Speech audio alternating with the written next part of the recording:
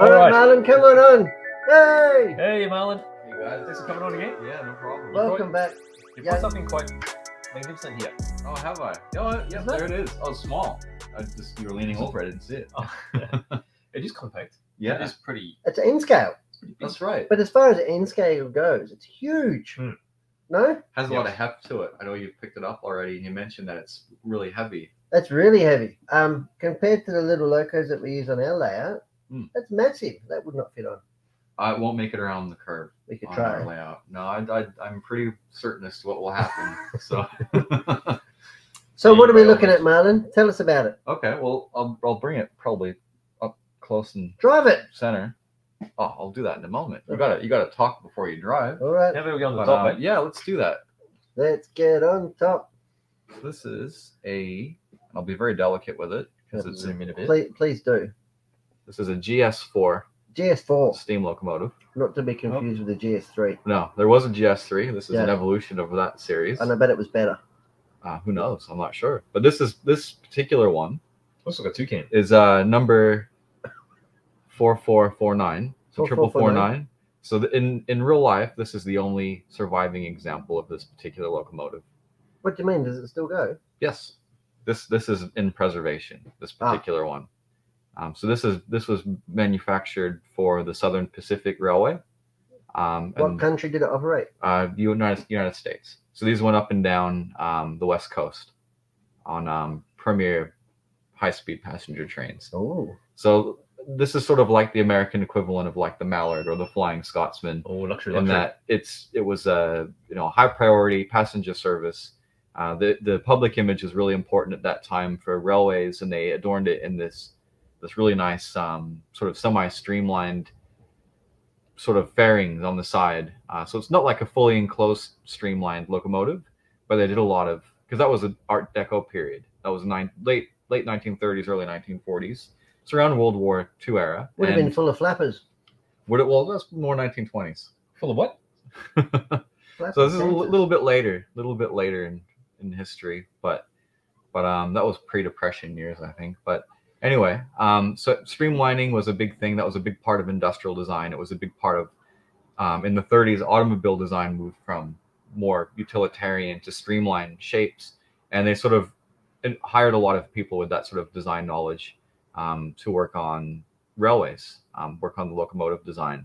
And it's really cosmetic. Maybe there's some aerodynamic benefit. I'm not 100% sure. It does look pretty. Yeah, it's regarded as being a pretty attractive locomotive from that period. And it's steam powered. It is steam powered. Yeah, it doesn't look steam powered to me. It looks quite modern, doesn't it? It looks super modern. I'll pop it back on the track. Well, that can be tricky. Yeah, that's easy. That's easier said than done. It has a lot of wheels. So the wheel arrangement on this is a 4-4-8-4. So that's 4 pilot wheels, which I'm trying to align on the track with a lot of difficulty. wheels. A lot of wheels. 8 driving wheels. So that's the ones connected to the side rods. Plenty and of traction. trailing wheels. So yeah, plenty of traction. You can usually tell that locomotives with the big drive wheels like this were designed for high speed. Yep. And these could go 110 miles an hour, 180 kilometers an hour. But the track conditions on the lines that they ran meant that they never went higher than 120 kilometers an hour. So, which is about 75 miles an hour. That's still pretty fast, surely. So they never really got to stretch their legs, but they were apparently pretty quick. And out of the whole series of 20-odd locomotives built, this is a replica of the only surviving example. Did we want to give it a run, BJ? Oh, can I? Yeah, well, you're closest. Which way are we going? Let's go back. Don't go forward. Depends on how I've attached the wires. Oh, there you go. I put my pinky here just in case it didn't run off. Oh, that's a bit fast. No, don't go fast. Go for a good crawl speed. Marlin will yell at you. Because the sign of a well-made locomotive isn't necessarily how fast it goes, but how slow it runs. And let's see. Does this one have noise? This one doesn't. This is No DC, noise? so this is analog. It can be upgraded to DCC. I'm sure there's provisions in the tender for that. Has this got emergency brakes? It does not, because it's not DCC. But this is made by Kato, so they're a Japanese company that making American trains. Yeah, they make American trains. They make some European trains as well. Their market's primarily Japan, but I love the quality of their product. I was going to say, I bet they make good quality products. This is no exception. Like everything of theirs that Jesus, BJ. Sorry, had I got mixed up. Had the opportunity to operate. It's always a quality product. Are we going to get it going on the overhead through the? There he goes. There he goes. It's right on the bottom. Oh, we're going to lose it now. Yep. Oh, sorry. You've crashed it into my finger again. Yeah, and we typically don't stock a lot of American locos.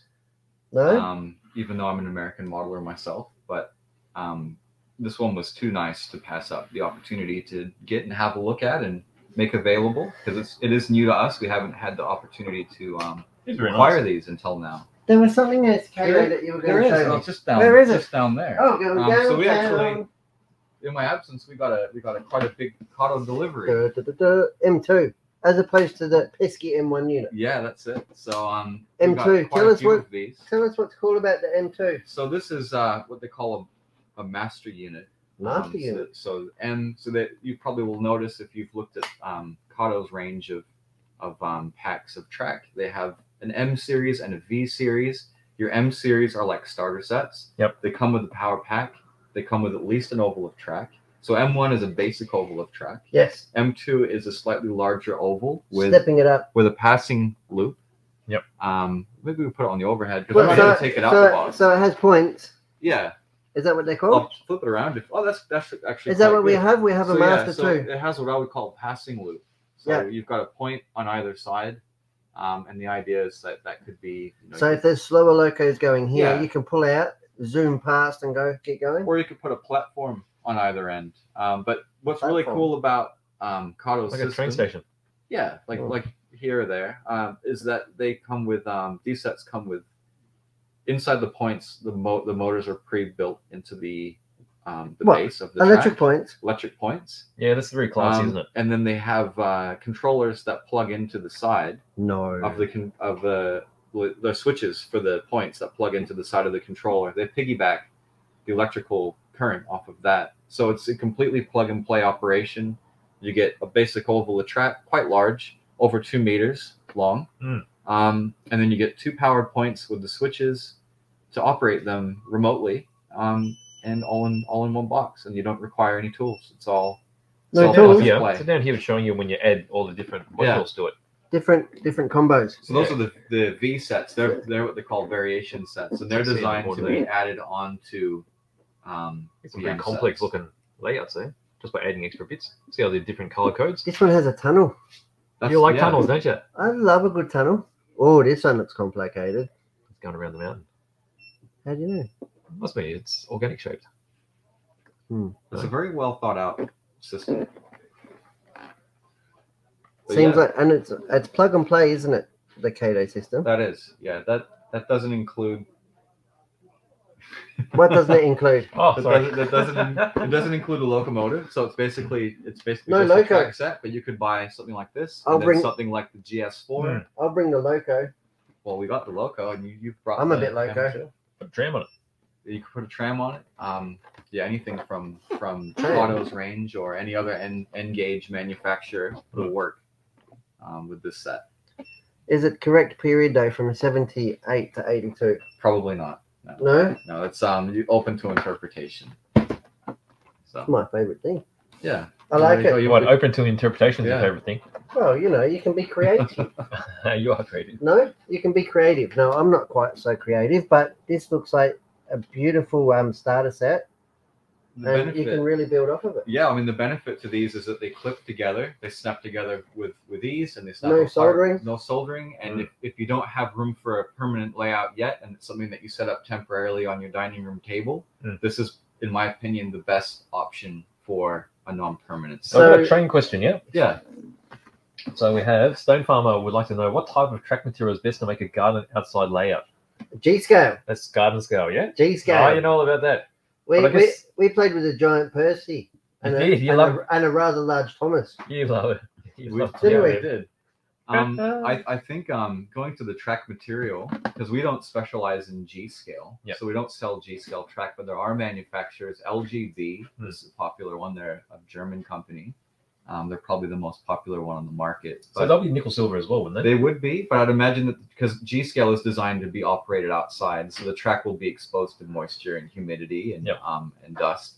And I'm sure it's designed with that in consideration. So there would probably be some difference in the how they plate the rails and the materials they're made of compared to what would be used indoors. This track, for example, will tarnish with exposure to moisture. It will actually go green. So this is nickel plated. It'll be a bit like copper when it corrodes. So you're right. I shouldn't be licking it. No.